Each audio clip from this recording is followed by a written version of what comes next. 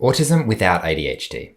We know there's a very high overlap between ADHD and autism. There are a lot of common traits shared between the two, and autism and ADHD commonly co-occur in the same person as well. So with such a high overlap, what does autism look like without ADHD? So in this video, I'll share some examples from my personal experience of things that lead professionals to say things like, you obviously have autism and you obviously don't have ADHD.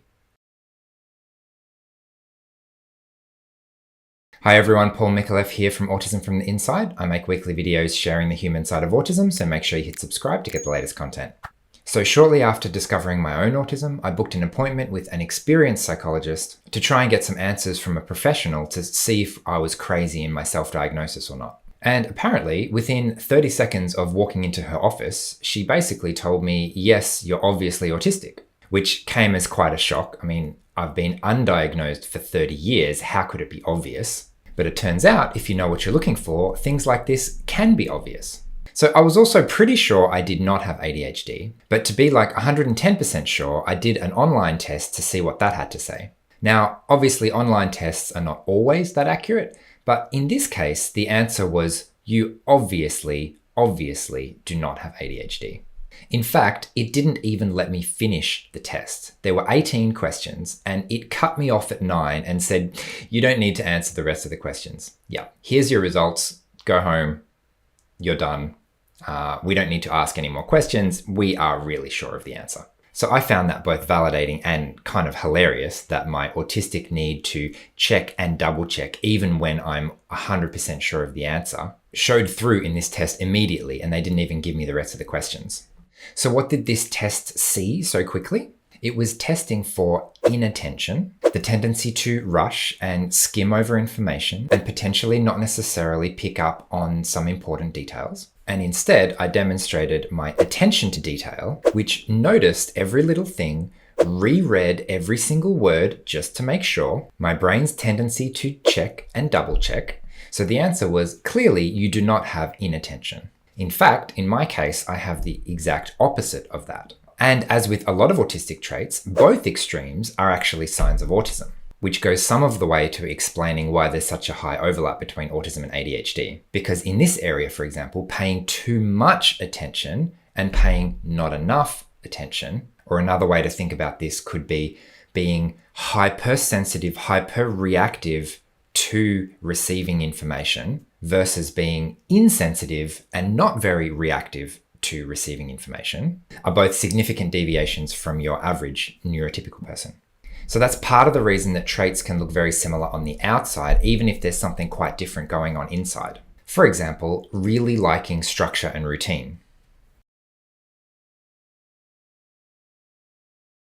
I am both extremely routine and structure oriented, and I can also be extremely flexible at the same time, because they're essentially both sides of the same coin. And we see similar extremes in ADHD with extreme planning and organization and extreme chaos and disorganization. So for my neurodivergent coaching clients, most of which are autistic and a significant amount, probably at least half, I would say would also have ADHD, it's really helpful to dig a little deeper as to what's actually going on behind the behavior and the traits that you can see on the outside. So in my case, for example, I like routine because it cuts down on my executive function of having to choose what to do in any given moment. So in a sense, routine is a way to help me mitigate my natural tendency to be incredibly flexible. It means that instead of having a million options and having the very difficult executive function task of filtering through those 1 million options, prioritizing all of my ideas, coming down to one or two things, and then actually deciding what to do in the moment. Instead, if I have a routine, if I've already made a decision, then I can just implement the best thing from last time. Would you like to use yesterday's solution again? Yes, please. That will save me a lot of energy in terms of trying to recreate a new solution from scratch, when actually yesterday I put in a huge amount of time and energy and thought into creating something that worked for me and finding a good solution, and then I implemented it and then it worked. Fantastic. Why don't I have the same breakfast today? So For me, routine is about reducing my choices because my brain can come up with an almost infinite amount of choices and it's very, very hard to prioritize. All right, so that's one type of executive function challenge.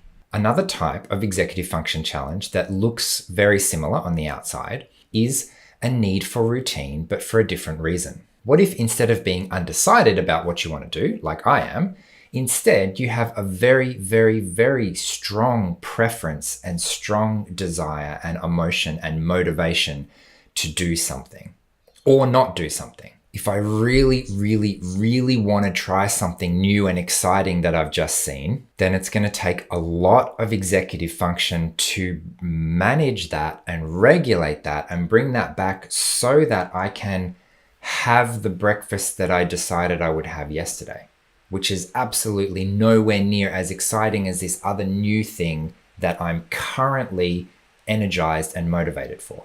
So with this type of executive function challenge, it's not so much about prioritizing as regulating your really strong desire or aversion to something.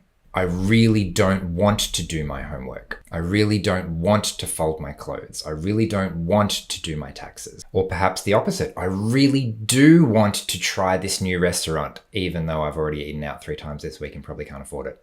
Instead, because I do rely so much on deciding rationally what to do and then doing it, rather than listening to my emotions and asking myself, well, what do I feel like doing? I have the ability to just do whatever I've decided to do, even if it's not that interesting or motivating in itself. So that might be, oh, it's time to clean the kitchen, or it's time to do the laundry, or there's this really annoying assignment that I need to do for uni and I just need to sit down and do it. And I know I'm not learning anything and it's just a tick the box exercise and it would definitely be better if I didn't have to do it, but it's fine, it's boring. I'll just keep going and push myself to do it because I know eventually the outcome will be worth it, even if it doesn't feel like it's worth it right now. Whereas on the flip side, a lot of my coaching clients, for example, with ADHD, they'll say things like, doing a boring task feels like I'm gonna die. It's so hard to do, so hard to push myself to do when it's not intrinsically motivating, or when I can't imagine the end and sort of get in the sense of I am currently achieving my goals right now and that's really exciting. Without that emotional, in the moment motivation, it's incredibly difficult to push through those types of tasks, which is why a lot of people procrastinate, for lack of a better word, until the deadline gets close enough that I can viscerally feel it and I know I have to do it right now. And the pressure is so much that that provides all of the emotional energy required to actually do the task. Whereas for someone like me, autism without ADHD, that sounds like a stressful nightmare. I would much, much rather do something really slowly in my own time in advance to make sure that I never have to rush for a deadline, because that just sounds too stressful. And I am avoiding that stress by just doing it in advance. Looking back at my schooling and university, for example, I don't think I ever pulled an all-nighter or ever crammed for an exam. If it's the night before an exam, I'm more likely to say something like, oh, look, it's good enough. I'll just have to trust myself on the day. I'll be better off just going to sleep and feeling good tomorrow, rather than trying to push myself at the last minute to actually do something. Another interesting difference that I've noticed is around sensory sensitivities. So this is another area where there's a huge amount of overlap between autism and ADHD around being super reactive and having very strong sensory preferences with certain things. Whereas I've noticed for myself, if I have a sensory aversion to something, it's more likely to be annoying and or distracting and or painful rather than actually dysregulating emotionally. So when I say something is overstimulating, what I mean is it's kind of too much and I kind of just want to make it go away and I kind of just want to sit in a quiet room by myself where there's less stimulus so that I can just sort of calm down a little bit. But for those who are much more emotionally reactive than I am, a stimulating environment can be overstimulating for the person. And now I'm all hyped up and full of energy. And that might be a problem if I'm not supposed to be hyped up and full of energy in this particular situation. So in that sense, being overstimulated is not so much painful or uncomfortable, but more just difficult to deal with, because now I've got this huge amount of motivation and energy that I have to deal with now and find a place to either let that out or find a way to calm down and re-regulate myself. It's a similar case with sensory aversions. Because I have the ability to push myself slowly, steadily, one step at a time through difficult things, even when I don't really like them very much. What that looks like with sensory aversion is just kind of putting up with a lot all the time. My lights, my tags, they're a little bit annoying. It's a little bit scratchy. This noise, this background noise is a bit annoying. I'll just suck it up. I'll just go through it. No big deal, which might be an okay short-term strategy, but in the end leaves me incredibly drained because I've used all my energy, all my executive function to put up with these things, to push through the situation. But you'll notice that the sensory stuff, it's a drain on my executive function because it's unpleasant, but it's not dysregulating me emotionally to a high degree. Or another way to think about it is that even when I am emotionally dysregulated, it's not such a big deal. It's more like an everyday occurrence because I'm so used to regulating my emotions and pushing them down and controlling them with my mind that whether I feel good or bad doesn't really seem to affect me so much. The opposite of that, a person with underregulated emotions, who has very big reactions to things which are really difficult to control, suddenly sensory aversions are not just mildly annoying, they're incredibly dysregulating. They're so disruptive that I can't pay attention anymore, which means that sensory sensitivities become emotional regulation issues, which lead to the kind of challenges in attention and executive function that we commonly see in ADHD. So anyway, interesting stuff, I think, at least. I want to leave you with one last thought around this, which is that, in my opinion, we can kind of tie ourselves in knots a little bit, trying to identify and isolate autism and identify and isolate ADHD, when perhaps a more helpful frame would be the wider concept of neurodiversity.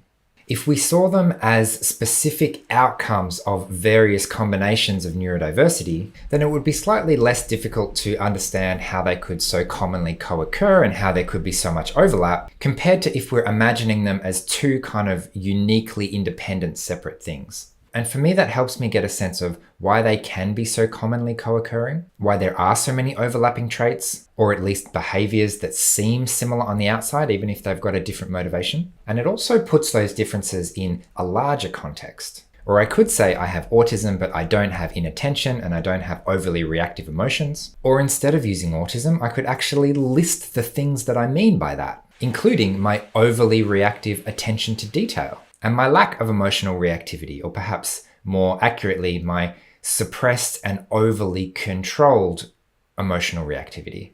Anyway, some random thoughts there for you to have a think about at the end of this video. I'm curious to hear what you think. Which parts of this video resonated most for you? How do you think about your own traits in the context of concepts like autism and ADHD? I'd love to hear from you in the comments. So thanks for watching today. I hope you found this interesting, and I will see you again next week. Bye.